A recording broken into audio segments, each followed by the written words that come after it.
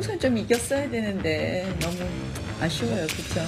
당을 알고 당에 오래 있었던 사람이 당대표를 하는 것이 맞겠다라는 생각을. 총선 참패를 주면서 뭐 대통령이 잘못했다, 한동훈 위원장이 잘못했다. 그러면은 명명백백하게 그걸 다 써줍시다.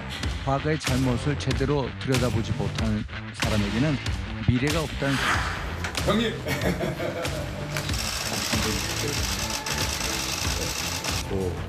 당대표도 하시고 대선 후보도 나가셨고 지금 우리 단체장도 같이 있고 그래서 이번에 당대표 선거 앞두고 코치받으러 왔습니다.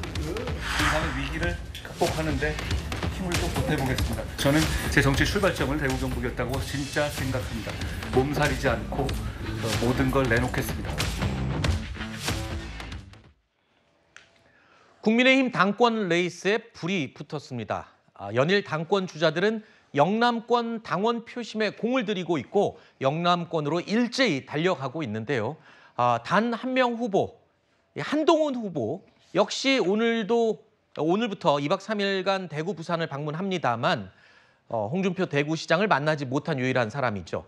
홍준표 대구시장에 이어서 이철우 경북지사와의 만남도 불발이 됐습니다. 물론 이철우 지사의 개인 일정 때문에 조정이 불가피했다 이런 지금 얘기도 나오고 있지만 다른 주자들은 다 만났지만 유독 한동훈 후보만 지금 만나지 못해서 여러 가지 해석이 지금 나오고 있죠. 당내에서는 어떤 분위기입니까, 얘기가? 다들 뭐 입 조심하고 있죠.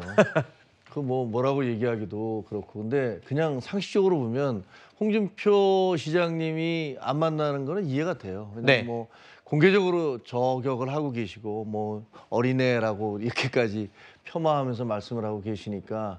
근데 이제 두 번인가 두 차례인가 이제 좀 만나 뵙겠다고 얘기했는데 다 거절을 했다고 하는데 이철우 경북지사님 같은 경우는 미리 연락을 해서 약속을 잡았었는데 갑자기 바꾼다라고 얘기하는데 사실 아시다시피 그런 대외적인 행사라는 건 다 한 달 전 네. 다 예약이 돼 그렇죠. 있던 거잖아요. 근데 그게 갑작스럽게 만들어진다는 것도 그냥 정상적으로 상식적으로는 좀 이해하기 어려운 게 사실이거든요. 그래서 네. 이철우 그 지사님도 별로 이렇게 만나고 싶은 생각이 별로 없는 모양이구나. 네. 이런 생각이 들고 그 두 분들은 뭐 두 분 다 한때는 아니고 뭐 지금도 현재 진행형인지 모르겠습니다만 대선에 꿈이 있는 분들이다. 네. 뭐 이런 얘기들도 있고 또 그렇게 입장에서 보면 한동훈 후보 같은 경우는 상당한 경쟁자이기도 하거니와 또 여러 가지 기분 나쁜 부분이 좀 있으신 것 같아요. 네. 그런데 전체적으로 보면 그런 모습은 좀 좋아 보이진 않습니다. 사실 이철우 지사 같은 경우에는 요즘 TK 통합 문제로 홍준표 지사랑 자주 만나거든요. 그렇기 때문에 홍준표 지사랑 좀 뜻을 같이 하고 있지 않을까 뭐 이런 추측도 가능할 것 같고요. 어쨌든 어제 홍준표 대구시장의 발언들이 언론의 주목을 받았습니다. 특히 홍준표 시장이요. 한동훈 후보와 만나지 않은 이유에 대해서 이렇게 밝혔죠. 당을 오래 지킨 사람, 당을 아는 사람, 그런 사람이 당대표가 돼야지. 총선에 진짜 비상대권을 줬는데 쫄딱 망했잖아. 그래 해놓고 또 하겠다. 25일 날 오겠다고 하는데 내가 거절했어요. 27일 날 온다고 그래. 그날도 오지 마라. 만날 이유가 없지. 어떻게 우리를 망가뜨리고 무너뜨리고 한 해를 들어와가지고 비대위원장 임명직 온 것까지는 할 수 없다 치자. 근데 선출직까지 나와가지고 만약 그걸 뽑아준다면 이 당에 해체해야 돼.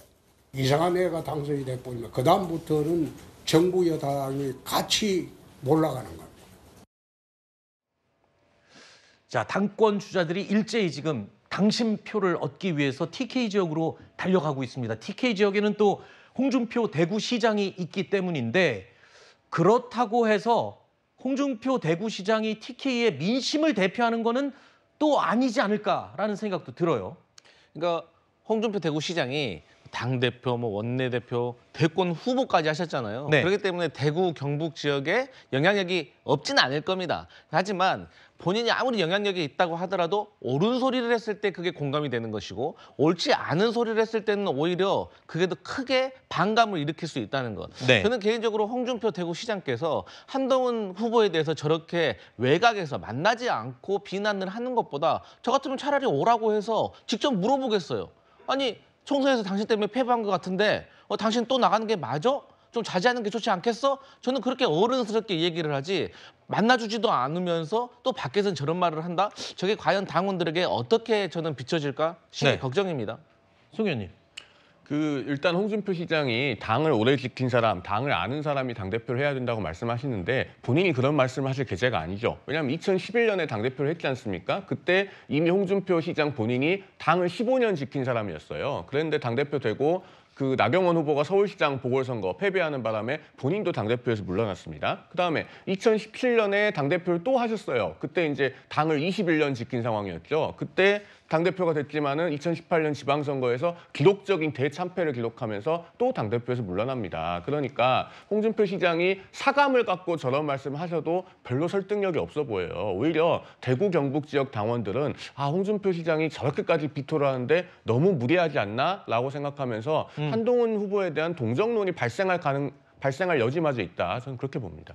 홍준표 시장의 이 한동훈 후보 면담 거절이 어떤 후폭풍을 불러올지 놓고도 관측이 나오고 있습니다. 오늘 채널A 라디오쇼죠. 정치 시그널에 출연한 박상수 변호사는 이렇게 전망했습니다. 안 만난다 예. 하시잖아요 지금. 한동훈은 안 만나. 오히려 근데 더 이 결집되고 더 동정표를 불러 올릴 수 있는 지금 그런 상황이 됐거든요. 이게 예. 보통 보면 대세를 가진 사람한테 동정표는 안 와요. 근데 지금 이 상황은 대세를 가지고 있는데 동정표까지 받게 생겼어요. 인사하러 갔는데 안 만난다고 문전박대를 한 거잖아요. 누가 봐도 대구에서 지금 권력자는 대구시장인 홍준표란 말이에요. 네. 근데 대구시장이 권력자가 지금 탄압을 하는 거예요. 이게 오히려 나경원 원희룡 후보한테 도움이 안 될 것 같아요. 외부의 분들도 우리 패널들과 생각이 비슷한 것 같습니다. 과거에 어떤 정치인이 그렇게 얘기했죠. 달걀을 던지면 달걀을 맞아야 국민들의 마음을 얻을 수 있다. 우리 국민들이 참 이렇게 측은지심이 많은 것 같아요. 그리고 또 강자와 약자가 있으면 맞는 사람의 마음을 조금 더 이렇게 쳐주는 그런 추세가 좀 있기도 하죠. 그렇죠. 네. 자, 이번 국민의힘 전당대회가 한동훈 대 비한동훈 구도 양상으로 흐르면서 한동훈 후보에 대한 견제가 집중이 되고 있는 상황입니다. 한동훈 후보는 정작 이 쏟아지는 견제구에 대해서 이런 반응입니다. 홍준표 대구시장님이 후보님과의 만남을 거절했다고 하는데 특별한 입장은 없습니다. 본인이 만나기 싫다고 하시니 제가 뵙기 어렵지 않겠습니까? 윤상현 의원님이 대통령이 탈당할 수 있다 계속 언급하고 계시는데 왜 그러죠? 뭐 특검도 그렇고 왜 저는 그분이 말씀하시는 내용이 뭐 그냥 밑도 끝도 없는 얘기 같은데 제가 바뀌어야 한다고 말하는 것, 변화를 시작해야 된다고 말하는 것은 지키기 위해서 바꾸겠다 이렇게 말씀드리는 거라는 걸로 대신하겠습니다. 그럼 비난에 대해서 냉랭하게 반응을 했습니다. 좀 덤덤하게 반응을 했다고 해야 되나요? 자, 한동훈 후보는 오늘 동아일보와의 인터뷰를 통해서요. 친윤 진영의 공세에 대해서 이렇게 얘기했습니다. 내부 공격에만 잘 싸운다. 그러니까 야당에 대해서는 눈치 보면서 공격을 잘 안 하면서 내부적으로, 그러니까 본인을 공격할 때는 아주 잘 싸워서 놀랐다라고 표현했습니다. 또한 윤한 갈등설이 꽤 많이 언급이 되는 공격 포인트죠. 한동훈 후보에 대해서. 그런데 이에 대해서도 선을 그으면서 특검법 추진에 대해서는 확고한 신념을 밝히기도 했습니다. 자, 그리고 과거에 윤 대통령의 오찬을 왜 거부했냐? 이 의문에 대해서도 굉장히 말이 많았었잖아요. 여기서도 명확하게 대답을 했습니다. 당시에 비대위원장 그만둔 상황에서 대통령과 식사를 하는 모습을 보이면 국민들이 오찬을 좋게 보겠느냐. 또 한 가지,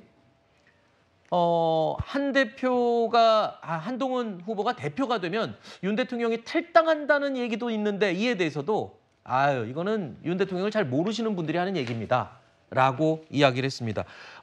한간에 떠도는 한 후보에 대해서 궁금한 부분들 또는 어떤 공격받는 내용들에 대해서 하나씩 일일이 짚으면서 명확하게 답을 해줬어요. 이제 적극적으로 이제 대응을 하는 것 같습니다.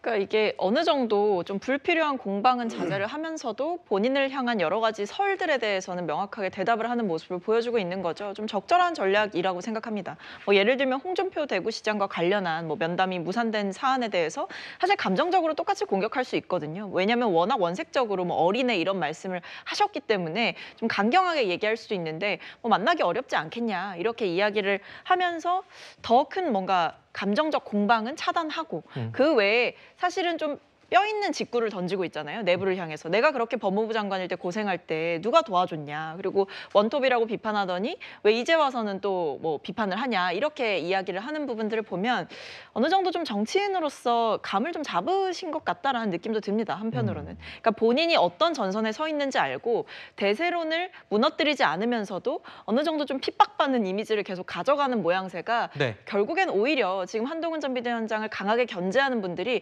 한동훈 전 비대위원장이 당선을 도와주고 계신 거거든요. 아하. 그걸 좀 아셔야 될 것 같아요. 아까 말씀드린 것처럼 던지는 계란을 지금 막고 있으면서 그걸 다 지켜보고 있는 그런 상황인 것 같아요.